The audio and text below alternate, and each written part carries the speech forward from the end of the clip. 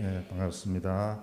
오늘 이 말씀을 가지고 성경만이 절대 진리라는 제목으로 말씀을 드리도록 하겠습니다. 먼저 첫 번째 같이 읽겠습니다. 시작. 영적 전쟁을 위하여 영의 양식을 먹어야 합니다. 오늘 본문 24절을 보시게 되면은 블레셋과 전쟁하는 백성들이 피곤하였더라 이렇게 말하고 있습니다. 이스라엘 백성들이 전쟁 중이니까 피곤한 것은 뭐 당연한 사실입니다. 근데 전쟁 중에 피곤한 것도 참 피곤한 상황인데 사울 왕이 군사들에게 저녁까지 금식령을 내렸습니다. 그 이유가 무엇이냐 하면은 블레셋 군대를 완전히 섬멸하기까지 전에는 아무것도 먹지 말라는 것입니다. 그러니까 이것이 참으로 어리석은 명령이 아닐 수가 없습니다. 여러분, 전쟁이라는 것이 내가 상대를 죽이지 않으면 어떻게 됩니까? 내가 죽습니다. 상대를 죽여야지만 내가 살아남는 것이 바로 전쟁이라는 것입니다. 그래서 전쟁을 하게 되면 죽을 힘을 다해서 적을 섬멸시켜야 됩니다. 그런데 적을 죽을 힘을 다해서 섬멸을 시키려면은 내가 체력이 떨어져서는 절대로 안 된다는 것입니다. 그런데 이런 상황에서 음식을 먹지 말라고 이렇게 사울 왕이 명령을 한 것은 굉장히 잘못된 선택이라는 것입니다. 뭐 사울의 그 마음을 안 들어가 봐서는 뭐 모르겠지만은 아마 이렇게 생각하지 않았을까 생각이 듭니다. 빨리 이제 전쟁을 끝내고 빨리 적들을 이제 물리쳐서 그렇게 음식 먹지 말고 음식 먹을 그 시간도 없으니까 그렇게 빨리 적을 물리치자 이런 뜻으로 명령을 내렸을지 몰라도 정상적인 그런 판단이 아니라는 것입니다. 왜 그렇습니까? 여러분, 우리가 마음이 조급하다고 뭔가 뭐 빨리 이루려고 생각이 든다고 해서 빨리 됩니까? 절대 그렇지 않습니다. 그냥 마음만 조급해질 뿐이지 오히려 일을 망치는 경우가 더 많다는 것입니다. 사울의 이 금식력으로 계획되어진 그 계획대로 블레셋을 다 섬멸시킬 수 있었습니까? 그렇지 않습니다. 군사들이 오히려 더 피곤하고 지쳐서 싸울 수가 없었다는 것입니다. 그래서 이 소식을 뒤늦게 들은 요나단이 29절 오늘 본문 읽었는 29, 30절 말씀을 보게 되면은 내 아버지가 이 땅에서 곤란하게 하셨도다 이렇게 이야기하면서 백성이 오늘 그 대적에게서 탈취하여 얻은 것을 임의로 먹었더라면 블레셋 사람을 살육함이 더욱 많지 아니하였겠느냐 이렇게 이야기하고 있습니다. 그래서 더 많이 먹고 튼튼하고 힘을 내면은 적을 더 빨리 이렇게 물리칠 수가 있었다는 것이죠. 여러분, 그렇습니다. 군사가 싸우기 위해서는 일단 잘 먹고 강건해야 됩니다. 피로한 상태에서, 연약한 상태에서, 건강하지 못한 상태에서는 전쟁에 이길 수가 없다는 것입니다. 여러분, 그런데 이것이 영적 전쟁도 마찬가지라는 것입니다. 우리가 날마다 영적인 전쟁을 치러야 합니다. 왜 그렇습니까? 악한 운수 사탄 마귀가 우는 사자와 같이 두루 다니면서 삼킬 자를 찾고 있기 때문에 우리는 영적 전쟁을 치러야 됩니다. 우리 그리스도인은 영적으로 강건해져야지 전쟁에서 승리할 수 있다는 것입니다. 그래서 에베소서 6장 10절 말씀에서 사도 바울은 영적 전쟁을 치르기 위해서는 하나님의 전신갑주를 입어야 되는데 그 전신갑주를 입기 전에 어떻게 하라고요? 같이 읽어볼까요? 시작. 끝으로 너희가 주 안에서와 그 힘의 능력으로 강건하여 지고 강건해져야 된다는 겁니다. 하나님이 주시는 그 능력으로. 그런 다음에 우리가 전신갑주를 취하고 마귀와 일전을 치러야 된다는 것입니다. 이 영적 전쟁을 하는 영적 군사에게 제일 중요한 것은 내 자신이 먼저 강건해져야 된다는 겁니다. 우리가 가정 내에서 뭐 엄마 아빠가 다 예수님 믿을 수도 있고 엄마 혼자만 예수님 믿을 수도 있습니다. 그러면 이 부모님이 영적으로 강건해져야 됩니다. 그래야지 온 가족이 다 신앙으로 강건해지는 것입니다. 만약에 아빠가 예수님을 안 믿는다면 엄마는 2배로 더 강건해져야 됩니다. 그래야지만 그 가정 내의 영적인 흐름을 완전히 그 엄마가 장악을 하고 영적으로 이 가정을 이끌어 나가게 된다는 것입니다. 여러분, 우리가 영적으로 강건해지기 위해서는 어떻게 해야 된다고요? 영적 양식을 잘 먹어야 됩니다. 날마다 영적 양식을 든든하게 먹어야지만 강건해진다는 것입니다. 영의 양식을 먹지 않으면 비실비실거립니다. 연약해질 수밖에 없습니다. 세상 사람들의 이야기를 들어보면 우리가 그 사람들, 잘 나가는 사람들, 일종의 말하는 그런 잘된 사람들, 예수 믿지 않는 사람들, 그런 사람들이 있으면 왠지 모르게 우리가 이렇게 힘이 연약해지고 그들에게 대해 가지고 그 힘을 낼 수가 없는 것입니다. 왜 그렇습니까? 영적으로 약해져 있기 때문에 그렇게 된다는 것입니다. 그러면은 영적 군사가 먹어야 할 영적 양식은 무엇이겠습니까? 여러분들이 잘 아시는 대로 하나님의 말씀이라는 것입니다. 신명기 8장 3절 같이 읽어보겠습니다. 너를 낮추시며 너를 줄이게 하시며 또 너도 알지 못하며 내 조상들도 알지 못하던 만나를 내게 먹이신 것은 사람이 떡으로만 사는 것이 아니요 여호와의 입에서 나오는 모든 말씀으로 사는 줄을 내가 알게 하려 하심이니라. 아멘. 우리가 너무나도 잘 알고 있는 말씀입니다. 여러분, 우리가 돈으로 사는 게 아닙니다. 여러분, 절대로 돈으로 사는 것이 아니라 뭘로 산다고요? 하나님의 말씀으로 산다는 것입니다. 우리에게 말씀만 있으면 됩니다. 말씀만 있으면은 돈도 명예도 권력도 나머지 다 따라오게 되어 있는 겁니다. 그러므로 우리는 말씀만 붙들고 있으면 됩니다. 말씀만 붙들고 있으면은 하나님께서 필요하면은 사람도 붙여주시고 또 필요하시면은 모든 환경도 다 바꿔주십니다. 여러분, 사람이 사람의 마음을 바꿀 수 있습니까? 절대로 못 바꿉니다. 여러분, 상황과 형편을 우리가 바꿀 수 있습니까? 못 바꿉니다. 하나님이 바꿔주셔야지 상황과 형편을 바꿔지는 것이고 상대편의 그 마음을 하나님께서 바꿔주셔야지 바꿔지게 된다는 것입니다. 그러므로 여러분, 우리가 이 하나님의 말씀을 붙들어야 된다는 것입니다. 그런데 여러분, 하나님 말씀을 붙들게 되면 돈과 명예와 권력 이런 것이 따라오게 되는데, 근데 돈과 명예와 권력만으로 우리가 행복할 수 있습니까? 행복하지 못합니다. 잠시뿐입니다. 나중에 되면은 그 돈도 권력도 명예도 다 허무하게 됩니다, 여러분. 그런데 또 예레미야서 15장 16절을 또 읽어봅시다. 만군의 하나님 여호와시여, 나는 주의 이름으로 일컬음을 받는 자라. 내가 주의 말씀을 얻어 먹었사오니 주의 말씀은 내게 기쁨과 내 마음의 즐거움이오나. 아멘. 하나님 말씀을 읽으면은 부도 주고 명예도 주고 다 지위도 주고 이렇게 주지만 그게 더 많아서 뭐를 주신다고요? 기쁨과 즐거움까지 함께 주신다는 것입니다. 돈만 있어가지고 행복하지 않습니다. 명예만 있다고 행복하지 않습니다. 하나님이 주시는 그 마음, 기쁨과 즐거운 마음도 하나님이 주셔야지만 된다는 것입니다. 그러므로 우리가 말씀만 먹으면은, 말씀만 붙들면은 그 모든 것들을 다 우리에게 하나님께서 주신다는 것입니다. 하나님께서 사랑하시는 성도 여러분, 하나님의 말씀을 날마다 잘 먹고 계십니까? 네, 잘 드셔야 됩니다. 우리 육신의 밥도 하루에 3번씩 먹는데 영의 양식을 하루에 한 번도 안 먹는다 하면은 안 되겠죠. 그러므로 우리는 절대로 잊어버리지 말고 말씀 읽는 것을 잊어버리면 안 됩니다. 그래서 제가 청년들 말씀 먹는 거 잊어버릴까 싶어서 아침마다 큐티의 내용을 계속해서 보내는 것인 거예요. 잃어버릴까 봐.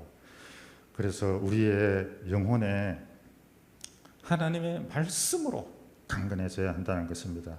우리가 하나님의 말씀을 부지런히 묻게 되면은 원수 사탄 마귀와의 전쟁에서 여러분 우리가 싸워서 이길 필요도 없습니다. 여러분 우리가 말씀만 많이 먹고 있으면, 말씀으로 가득 채워져 있으면 마귀는 알아서 도망갑니다.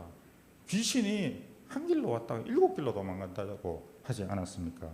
그러니까 우리는 말씀만 채우고 있으면 됩니다. 여러분 우리의 예수님께서도 마귀를 무엇으로 물리치셨습니까? 하나님의 말씀으로 물리치셨습니다. 예수님 자체가 말씀이신데 감히 마귀가 하나님의 말씀 그 일부분을 가지고 공격을 한다고 해서 말씀 덩어리고 말씀 자체이신 그 예수님을 이길 수 있습니까? 절대로 못 이기는 거죠. 그러니까 마귀는 도망갈 수밖에 없다는 것입니다. 여러분 우리가 그리스도의 군사로 부름받은 우리는 천국 가는 그날까지 평생토록 사단의 세력과 영적 전쟁을 치르면서 이렇게 살아야 됩니다. 그러므로 영적인 양식인 하나님의 말씀을 부지런히 우리는 먹어야 된다는 것입니다. 여러분 말씀만 듣고 있으니까 지루하시죠? 저를 따라서 한번 외쳐보겠습니다. 하나님의 말씀은 우리의 영혼의 힘입니다. 우리 영혼의 힘입니다. 하나님의 말씀은. 그래서 먹어야 됩니다. 두 번째로 성경만이 절대 진리라는 것입니다. 27절, 28절을 보시게 되면은 사울의 명령을 듣지 못한 요나단이 어떻게 했습니까? 숲을 속에 꿀을 발견했습니다. 그리고 그 꿀을 먹었습니다. 그 꿀을 먹으니까 눈이 밝아진 거예요. 여러분이 눈이 밝아졌다는 게 무슨 뜻입니까? 우리가 흙에서가 막 배고플 때에 밥을 먹고 나면 눈이 번쩍 띈다 그러잖아요. 그것처럼 눈이 밝아졌다는 말은 힘이 솟아난다는 그런 말입니다. 그런데 이 꿀을 먹는 이 요나단의 모습을 본 어떤 한 사람이 사울의 명령을 요나단에게 이렇게 이야기를 하게 됩니다. 28절 말씀을 보게 되면 이렇게 하겠습니다. 당신의 부친이 백성에게 맹세하여 엄히 말씀하시기를 오늘 음식물을 먹는 사람은 저주를 받을지어다 하셨나이다. 그러므로 백성이 피곤하였나이다 하니, 그 사실을 자기 아버지가 음식을 먹으면 저주를 내린다는 그 사실을 모른 채 꿀을 발견하고 허기진 배를 채웠는데 그런 이야기를 하는 거예요. 그래서 그 이야기를 하는 이 백성이 마음이 이 성경을 읽어보니까 어떻습니까? 꿀을 먹은 요나단을 탓하는 것이 아니라 그런 얼토당토 않은 금식력을 내린 사울 왕을 원망하고 있다는 것입니다. 일반 성도들도 다 아는, 일반 백성들도 다 아는 이런 사실을 왕이 모르고 있으니까 얼마나 여러분 한심한 일이겠습니까? 여러분 사울이 무엇을 잘못했습니까? 첫 번째, 사울은 하나님의 말씀이 아닌 자기의 생각을 절대화했다는 겁니다. 내 말을 안 들으면 저주받는다 이런 식으로 자기 말, 자기 생각을 절대화해버린 거예요. 그래서 백성들에게 하나님의 말씀을 지키라고 한 것이 아니라 내 말을 지켜라 이렇게 이야기하고 있다는 겁니다. 그리고 둘째로는 절대적으로 순종해야 될 하나님의 말씀에 대해서는 순종하지 아니하고 자기 생각대로 하지 않았는 사람에 대해서 저주를 하였다는 것입니다. 여러분 이처럼 지도자 한 사람의 잘못된 명령으로 인하여서 이스라엘 백성 전체를 고통과 비극과 불행 속으로 빠뜨려버리고 있었다는 것입니다. 이런 특성을 어디서 볼 수 있습니까, 여러분? 가장 대표적인 예가 바로 사복음서에 나오는 바리새인, 서기관, 대제사장 이런 종교 지도자들이었습니다, 여러분. 이런 유대 종교 지도자들이 마태복음 15장 1에서 9절의 말씀을 보게 되면은 장로들의 유전을 지킨다고, 장로들의 유전이라는 건 자기들이 다 사람들이 만들어 놓은 그런 세부적인 그런 조항들입니다. 그런 조항을 지킨다고 하나님의 말씀을 무시해버린 거예요. 그러니까 그들은 조상들이 만든 번잡하기 짝이 없는 그런 무수한 세칙들을 지키느라 전작 본질이 되는 율법의 정신을 잃어버리고 말았다는 것입니다. 그로 인해서 그들은 일반 백성들에게 말씀으로 올바르게 가르치고 말씀으로 올바르게 이끌어주는 그런 역할을 하지 아니하고 그 율법으로 백성들을 억압하고 압제하고 통제하는 그런 수단으로 사용을 함으로 인하여서 얼마나 여러분 자기 백성들을 고통 속에 밀어넣었는지 모릅니다. 그러다가 결국은 어떻게 했습니까? 그 메시아까지도 예수 그리스도까지도 율법의 잣대로 들이대 가지고 예수님을 이단자로 몰아버리고 그거로 십자가에 못 박아 풀어놓는 이런 일을 저지르게 되어졌다는 것입니다. 그래서 이스라엘 백성들이 얼마나 많은 심판을 받았습니까? 예수님을 죽임으로 인해서 나라를 잃어버리고 2000년 동안 유럽 각지에 흩어져가 그 서름을 다 당하다가 2차 대전 때 히틀러라는 인물이 나와가지고 600만 명을 그냥 가스실에 집어넣어가 다 죽여버렸잖아요. 그 예수님을 십자가에 못 박아라 하면서 이스라엘 백성들이 그렇게 이야기했거든요. 그 죄를 우리와 우리 자손들에게 돌리소서 이러면서. 그러니까 이 엄청난 이 영적 지도자들이 잘못함으로 인하여서 이스라엘 전체가 고통을 겪는 그런 일이 있었다는 겁니다. 그런데 여러분, 우리나라에서도 이 사이비와 이단의 집단들이 지금 그렇게 할 수가 있습니다. 그런 것을 보고 있습니다. 베레아 기신론이라는 이 성락교회 김기동 목사라든가 또 만민중앙교회 이주록 목사 이런 사람들 다 여러분 성령으로 시작했습니다. 그런데 마지막에는 육체로 다 끝나버렸습니다. 나중에 자기가 하나님이라고 이렇게 이야기를 해버렸습니다. 그리고 JMS의 정명석이나 뭐 신천지 이만이나 이런 자들이 하나님의 그 이름으로 귀신도 쫓아내고 이적도 행하고 선지자 노릇을 하면서 하나님의 그 말씀을 도구로 삼아가지고 자신의 생각을 절대화해가지고 돈 바치라 그러고 젊은 처녀 성도들에게 몸 바치라 그러고 온갖 못된 짓, 악한 짓을 다 해버렸지 않습니까? 온갖 부정과 비리와 악행을 다 저지르고 결국은 그 추종하는 교인들과 다 함께 나중에는 마귀에게 이끌려서 다 지옥불로 떨어지게 되는 것입니다, 여러분. 한 사람의 종교 지도자, 한 사람의 목회자라고 하는 사람이 그렇게 이단이 되어져 타락해버리니까 그 밑에 있는 교인들까지도 다 지옥으로 가는 거예요. 이 얼마나 안타까운 일입니까? 따라서 성도 여러분, 우리는 종교개혁가 요한 칼빈의 말처럼 생명을 주시는 그 성경의 진리는 절대적으로 철저하게 지키되 그 외에 비본질적인 것, 그런 것은 서로 양보를 하고 넓은 마음으로 그렇게 교회를 이끌어 나가야 된다고 이렇게 이야기했다는 것입니다. 우리는 어떤 경우에도 인간의 생각들이 교회의 절대적인 규칙이나 원칙을 만들어 가지고 주장해서는 안 됩니다. 우리 교회는 이랬기 때문에 이렇게 한다. 그렇게 안 하면 안 된다. 이런 것을 주장해서는 안 된다는 것입니다. 하나님의 말씀이 본질이고 절대 진리입니다. 말씀만을 지켜 나가면 되는 것이지 그 외에 비본질적이고 진리가 아닌 것으로 교회에서 서로 맞서고 싸우고 분쟁하고 이런 교회가 여러분 얼마나 많이 있습니까? 그래서는 안 된다는 것입니다. 세상적인 방법으로 교회에 와서 적용하려고 해서도 안 되고 우리는 신앙적인 방법으로 세상에 나가서 그거를 적용을 해야지 모든 면에서 다 잘 되게 되는 것입니다. 인간의 생각이 옳은 것 같지만은 말씀에 어긋나게 되면은 틀리는 것입니다.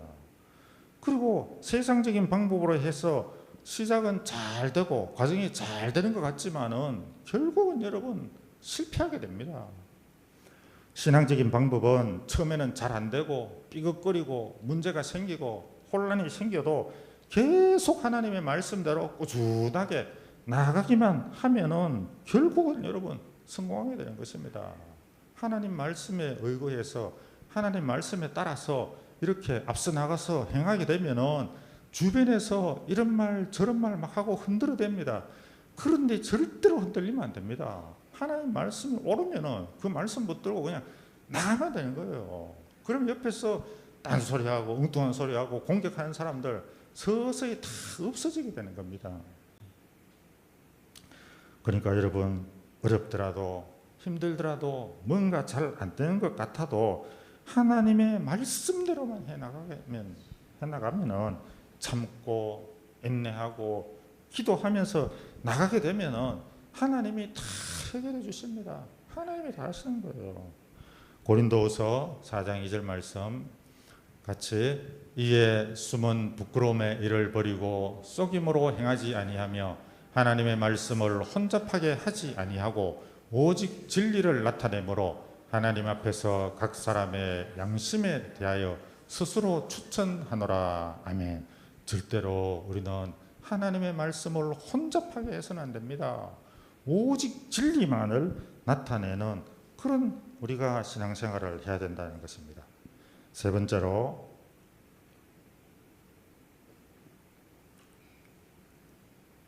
같이 읽겠습니다. 시작. 말씀은 상식과 이성에도 부합합니다. 오늘 29, 30절 말씀에는 사울의 금식력을 들은 이 요나단이 꿀을 자기가 먹었다고 해서 자책을 하지 않았습니다. 아버지가 그걸 먹지 말라고 했었구나. 먹으면 저주를 받는다고 했구나. 내가 잘못했네. 이렇게 후회하지 않았다는 것입니다. 왕의 명령을 어긴 것에 대해 가지고 내가 이제 저주를 받겠구나. 이렇게 두려워하지도 않았다는 것입니다. 아버지 사울의 그 무모하고 어리석은 행동을 탄식하였다는 것입니다. 자신이 꿀을 조금 먹었을 뿐인데 눈이 이렇게 밝아지고 원기가 회복되어졌는데 백성들이 적들에게 탈취한 그 음식물을 먹게 되어졌다면 더 큰 힘을 내어줘서 전쟁을 승리로 이끌었을 것이라는 그런 아쉬움의 말을 하고 있다는 것입니다. 여러분, 전쟁 중에 적의 탈취물을 빼앗아서 그것을 먹는 것이 옳을까요? 옳지 않을까요? 정답은 옳을 수도 있고 옳지 않을 수도 있습니다. 옳지 않은 경우가 어떤 경우냐 하면은 가나안 정복 당시에 아이성을 이제 점령하려고 했죠. 하려고 했는데 실패했습니다. 왜 실패했습니까? 아간이 하나님의 명령을 어기고 적의 전리품을 훔쳐서 자기 그 텐트에다가 숨겨버림으로 인하여서 그렇게 전쟁에 패하고 말았다는 것입니다. 그런데 이 요나단의 같은 경우에는 사울왕 자신의 생각으로 음식을 먹지 말라고 한 것이지 하나님께서 브레셋의 전리품을 먹지 말라고 이렇게 말한 적이 있습니까? 하나님께서 그런 명령을 하신 적이 없습니다. 그러므로 여러분, 우리의 모든 판단 기준은 하나님의 말씀이 기준이 되어야 된다는 것입니다. 하나님이 하라 하시면은 해야 되는 것이고 하나님이 하지 마라 이러면은 안 해야 되는 것입니다. 하나님이 하라 하셨는데도 교회에서 온 성도가 반대하더라도 해야 되는 겁니다. 하나님 명령이기 때문에. 근데 하나님이 하지 마라 이렇게 하셨는데 온 교회 성도들이 해야 됩니다. 그래야지 교회가 부흥됩니다. 교회가 잘 됩니다. 아무리 이야기를 해도 하나님이 하지 마라 하시면은 안 해야 된다는 것입니다. 여러분, 앞서서 우리 이 요나단이 여호와의 구원은 사람이 많고 적음에 달려 있지 않습니다. 이렇게 이야기를 하면서 자기 혼자 하고 또 자신의 무기를 드는 자하고 단 둘이서 적진에 뛰어들었습니다. 그 블레셋 군사가 어느 정도 많다고요? 메뚜기 수처럼 바다의 모래처럼 많은 그 적진에 2명이 뛰어든 거예요. 그런데 또 이 사울 역시도 전쟁을 하면서 어떤 오기를 부렸습니까? 적을 죽이기 전에는 절대로 물을 먹어서는 안 된다, 이런 명령을 내렸습니다. 그러니까 두 사람 모두 다 생각을 해보게 되면 정말 무모한 짓이었습니다. 그것이 어찌 보면은 또 굉장히 신앙적인 그 면이 보일 수도 있습니다. 하지만은 둘 사이에는 엄청난 차이가 있다는 것입니다. 요나단은 철저히 하나님의 그 말씀과 신앙에 기초하여서 기도하고 그렇게 적진에 뛰어들어간 것이고, 그러다 보니까 그게 이성과 또 상식에 다 부합을 한 것이지만은, 이 사울의 맹세는 자신의 그 고집과 아집에 의해서 기도도 안 하고 하나님이 하라 하지도 않았는데 자기 그냥 고집대로 그냥 한 거예요. 따라서 우리는 이를 통해서 진정한 신앙이라는 것은 말씀이 기준이 되는 동시에 우리 일반적인 우리의 사람들의 그 이성과 상식에도 부합해야 한다는 것입니다. 여러분, 우리는 하나님의 기적도 바라야 되지만은 이성과 상식에도 부합된 그런 신앙생활을 해야 됩니다. 예를 들면은 하나님이 기적적으로 병을 고쳐주시기도 하지만은 의사를 통해서, 약을 통해서도 그렇게 병행해서 치료를 해주십니다. 의사와 약을 의지하지 않고 오로지 기도해가지고 고쳐야지만 하나님의 역사이고, 기도하지 않고 의사와 약사가 고쳐줬다면은 하나님의 역사하심이 아니고, 그럴 수 있습니까, 여러분? 그건 굉장히 잘못된 사람의 생각입니다. 하나님께서 사람들에게 지혜를 주셔서 사람을 의술을 가지게 되고 의사도 만드는 거예요. 그리고 하나님께서 지혜를 주셔가지고 우리 몸의 어떤 부분에서 질병이 생기면은 그 질병의 바이러스를 죽일 수 있는, 대항할 수 있는 그런 약들, 우리 몸의 미진한 부분을 보충해 줄 수 있는 그런 약재들을 하나님께서 다 이 땅에 만들어 놓으신 거예요. 그거를 찾고 발견하고 약으로 만들어 가지고 그 했는 것도 다 하나님이 한 것이라는 것입니다. 그렇기 때문에 하나님이 하지 않으신 것은 아무것도 없기 때문에 우리는 병이 들면 당연히 여러분 병원에 가야 됩니다.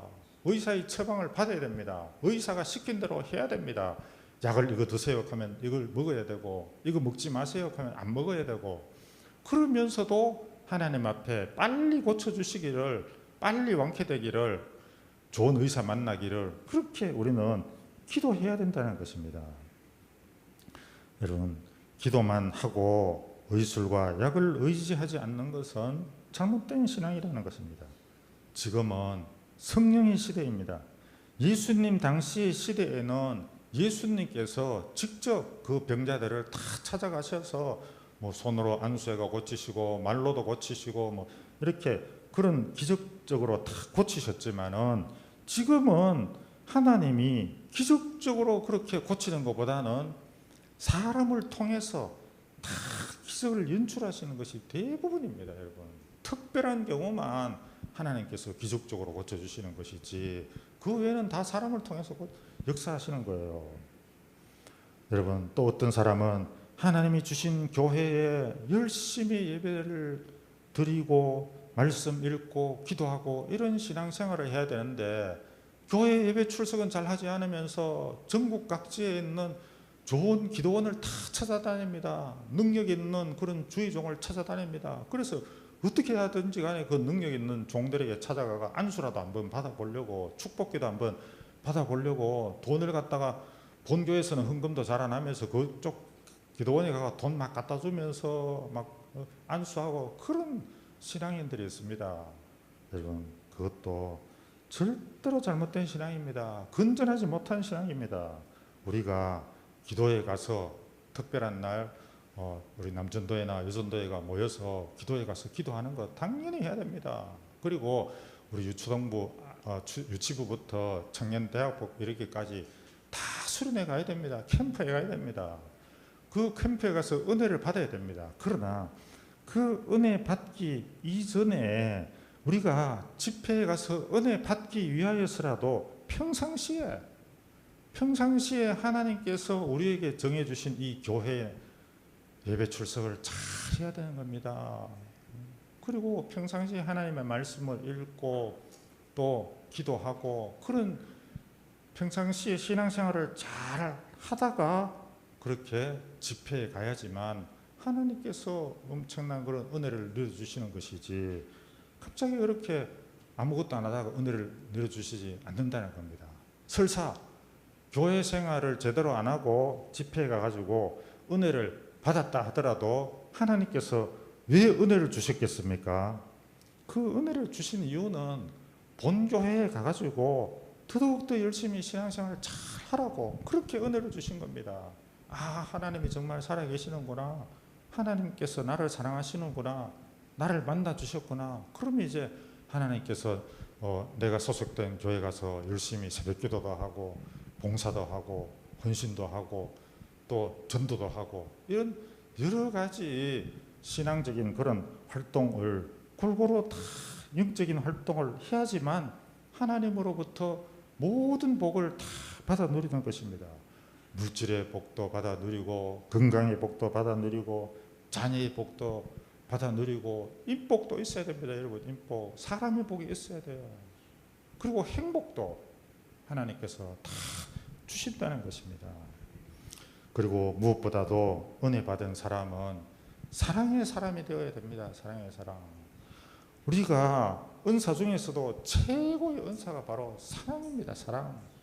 그 은혜 받고 변화된 가운데에서 가장 크게 나타나는 것이 사랑의 사람으로 바뀌는 것입니다. 은혜 받았다 그러면서 싸우고 또 다른 사람을 비난하고 정죄하고 판단하고 이러면 되겠습니까? 그건 은혜 받은 사람의 행동이 아니라는 겁니다. 그러므로 성도 여러분, 오늘 우리는 이러한 사실들을 통해서 올바르고 참다운 그런 신앙이란 결코 신비한 것을 쫓아가는 것이 아니라, 이적을 따라가는 것이 아니라 말씀을 따라가야 됩니다. 말씀을 따라가야지만 그 이성적이고 또 믿음과 상식이 조화가 되어져야지만 건전한 그런 신앙을 우리가 하게 된다는 것입니다. 그래야 해서 그 어떤 신비한 것을 쫓아가지 말고 먼저 말씀에 기초하여서 가장 건전하고 윤리적인 그런 도덕적인 삶을 살아감으로써 하나님은 물론 세상 사람들로부터도 칭찬받는 그런 성도가 되어야 됩니다. 여러분, 교회에서는 정말 신앙 좋다고 칭찬을 받고서는 세상에 나가서는 세상 사람들에게 손가락질 받아서 되겠습니까? 세상에서도 인정을 받아야 됩니다. 우리는 저 사람은 정말, 교회 다니는 사람은 역시 다르다, 예수 믿는 사람은 정말 착하다, 사다, 이런 이야기를 들어야 되는 거예요. 로마서 12장 3절 시작. 내게 주신 은혜로 말미암아 너희 각 사람에게 말하노니 마땅히 생각할 그 이상의 생각을 품지 말고 오직 하나님께서 각 사람에게 나누어 주신 믿음의 분량대로 지혜롭게 생각하라. 아멘. 믿음의 분량대로 지혜롭게 우리가 생각하면서 신앙생활을 해야 된다는 것입니다. 끝으로 선줄로 생각하거든 넘어질까 조심해야 됩니다. 31절, 32절 말씀을 보게 되면은 이 이스라엘 백성들이 믹마스에서 아얄론에 이르기까지 블레셋 사람들을 물리쳤습니다. 그리고 탈취한 그런 물건을 중에서 그 짐승들을 피가 있는 채로 이렇게 잡아먹고 말았다는 것입니다. 이스라엘 백성들이 짐승들을 잡아먹을 때 피채로 이렇게 잡아먹는 것은 하나님의 율법을 어긴 것입니다. 하나님은 피를 먹지 말라고 하셨거든요. 피는 생명이기 때문에. 사울의 이 금식력으로 인해서 아무것도 먹지 못해서 너무 허기진 상태에서 이렇게 먹었기 때문에 사울의 책임이 크다 할지라도 백성들 역시도 큰 잘못을 하고 그 책임을 면할 수가 없다는 것입니다. 왜 그렇습니까? 율법에 분명히 명시되어져 있고 이스라엘 백성들이 그 율법을 모를 리가 없다는 것입니다. 그런데 우리가 이 범죄가 언제 일어났는지를 잘 생각해 봐야 됩니다. 이스라엘이 블레셋의 전쟁에서 대승을 거두고 난 이후에 범죄가 일어났다는 것입니다. 이스라엘은 그날 아침에만 해도 큰 위기에 빠졌습니다.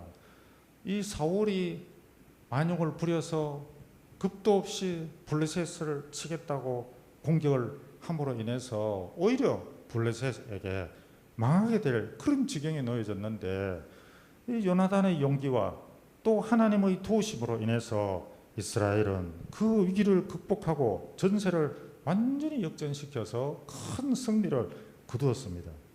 그런데 바로 그 순간 이 이스라엘 백성들이 바로 하나님의 율법을 어기게 되어졌다는 것입니다. 여러분, 이 말씀을 통해서 우리가 깨달아야 할 것은 성도에게 있어서 가장 위험한 때는 외부적인 그런 시험이나 또는 그런 위험 가운데 있을 때가 아니라 평안할 때, 안전할 때, 그때 우리가 범죄하기 쉽다는 것입니다. 여러분, 다윗의 삶을 한번 생각해 보십시오. 다윗이 언제 범죄하였습니까? 사울에게 쫓겨다닐 때였습니까? 아닙니다. 이방 나라들과 정신없이 전쟁할 때였습니까? 아닙니다. 죽을 위험과 고비를 다 이겨내고 이스라엘의 왕이 되고, 그리고 주변의 대적들도 다 물리치고 개인적으로나 가정적으로나 국가적으로나 평안할 때에, 안전할 때에, 그 평화를 누리고 있을 때에, 그때에 간음을 저질렀고 살인을 저지르는 그런 큰 죄를 저질렀다는 겁니다. 이 다윗이 그 한 번의 그 죄악으로 인해 가지고 개인도 불행하게 되어졌죠. 그 가정이 다 망가졌습니다. 형제지간에 성폭행이 일어나고, 그 성폭행 때문에 서로 죽이고, 그러고 아들이 반란 일으키고, 그러고 자기는 그 예루살렘 그 왕궁을 빼앗겨 가지고 그 신발도 제대로 못 신고 맨발로 쫓겨나가고 그런 일을 당하게 되었었다는 것입니다. 여러분, 그래서 사도 바울은 데살로니가전서 5장 3절에 이렇게 말씀하고 있습니다. 같이 읽겠습니다. 그들이 평안하다 안전하다 할 그때에 임신한 여자에게 해산의 고통이 이름과 같이 멸망이 갑자기 그들에게 이르리니 결코 피하지 못하리라. 아멘. 여러분, 멸망이 갑자기 이렇게 다가와서 피하지 못한다 그랬습니다. 여러분, 교통사고도 초보 운전 때는 잘 일어나지 않습니다. 운전에 자신감이 생겨서 방심했을 때에 그때 교통사고가 일어납니다. 그리고 교회 초신자들, 이제 예수님 믿고 하나님을 인격적으로 만나고 신앙생활 시작한 이 사람들 절대로 교회 문제 안 일으킵니다. 누가 문제를 일으키죠? 교회 장로님, 교회 권사님, 교회 안수집사님, 이 중직자들이 교회 문제 일으키려는 거예요. 여러분, 우리가 안정된 직장에서 승승장구하면서 돈 걱정 없이 편안하게 잘 먹고 잘 살고, 그리고 외국으로 여행 다니고 이럴 때 여러분 조심해야 됩니다. 우리가 세상에서 하나님의 은혜로 잘 먹고 잘 살고 여생을 즐기는 것 절대로 잘못된 것이 아닙니다. 무엇이 잘못이라고요? 그것을 너무 즐기다 보니까 하나님을 찾지 않는 것, 하나님을 가까이 하지 않는 것, 기도하지 않아도 특별하게 잘 되는 것도 없지만은 잘 안 되는 것도 없이 하루하루 그냥 무난하게 그럭저럭 행복하게 살아갈 때에 그때 조심해야 됩니다, 여러분. 어제였습니까? 어제 60대 운전자가 자기는 급발진이라고 이제 이야기를 하고 있는데 인도로 뛰어들어가지고 생사람 9명을 죽여버렸습니다. 나머지 5명을 불구자로 만들어버렸습니다. 순간적입니다. 시속 100km로 달려가지고 사람한테 그렇게 가서 들어박아 버린 거예요. 여러분, 그런 사건을 보더라도 1분만 그 현장에 1분 전에 있었던 사람들은 사고를 당하지 않았어요. 그리고 그 현장에 1분 후에 있었던 사람도 사고를 당하지 않았습니다. 1분이 어딥니까? 몇십 초 상간으로 그 있었던 위치에 있었던 사람들이 다 죽은 거예요. 주변에 옆에 있거나 몇 초 후에 떨어진 사람들은 사고를 당하지 않았다는 겁니다. 여러분, 언제 갑자기 나에게 불치병이 걸릴지 모릅니다. 우리의 수명이 언제가 마지막이 될지 모른다는 것입니다. 제가 우리 청년들에게 문제를 냈습니다. 저주와 불행은 하나님이 주시는 것이냐? 맞으면 O, 틀리면 X 이랬는데 하나님이 축복도 주시고 저주도 주신다. 이러니까 다 O로 손들었어요. 여러분, 어떻게 보면은 그게 맞는 것 같습니다. 그런데 여러분, 하나님은 우리에게 저주를 주시는 분이 아닙니다. 저주는 마귀가 주는 거예요. 저주는 불행은 마귀가 주는 거예요. 단지 하나님께서 그 저주를 허락하신 거예요. 유기하시는 거예요. 유기하시는 거예요. 그 결국은 마귀가 그렇게 하는 것이지 우리 사랑의 하나님은 그렇게 하지 않으신다는 겁니다. 그렇기 때문에 여러분, 하나님과 절대로 멀어지면 안 됩니다. 마귀와 절대로 가까워지면 안 됩니다. 마귀와 가까워지면 그런 불행이 찾아오는 거예요. 도둑질하고 죽이고 멸망시키는 것이 하나님이 아니라 마귀라는 거예요. 불행은 어느 날 갑자기 찾아오는 것이 아니라 그 잘못된 길로 계속해서 가다가 만나는 것이 불행이라는 것입니다. 그러니까 잘못된 길로 우리는 걸어가서는 절대로 안 된다는 것입니다. 마지막으로 고린도전서 10장 12절 다 같이 읽어봅시다. 시작. 그런즉 선줄로 생각하는 자는 넘어질까 조심하라. 네, 우리가 섰다고 생각을 하지 말고 항상 나는 약하다, 나는 부족하다, 하나님 없으면 안 된다, 하나님 이 은혜를 주셔야지만 나는 살 수 있다, 그런 마음을 가져야 하나님과 가까워지는 거예요. 그래서 예배가 기다려져야 됩니다. 기도 시간이 기다려져야 됩니다. 다 같이 우리가 하나님 앞에 결단하며 기도하는 시간을 가졌으면 좋겠습니다. 영적 전쟁을 날마다 치르는 우리가